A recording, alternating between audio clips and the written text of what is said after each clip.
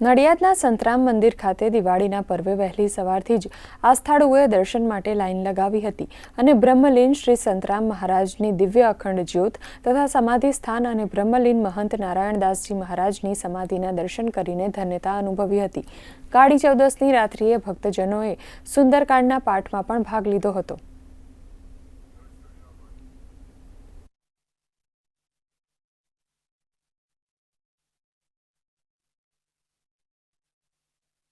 દિવાળી પર્વ અને આવનારું નવું વર્ષ આપણ સર્વને સર્વ રીતે સુખાકારી, આરોગ્ય, ઐશ્વર્ય અને સર્વ પ્રકારના સુખ શાંતિમાં વધારો કરનારું નીવડે એવી યોગીરાજ અવધૂત શ્રી સંતરામ મહારાજને દિવ્ય અખંડ જ્યોતિએ પ્રાર્થના સહ અભ્યર્થના।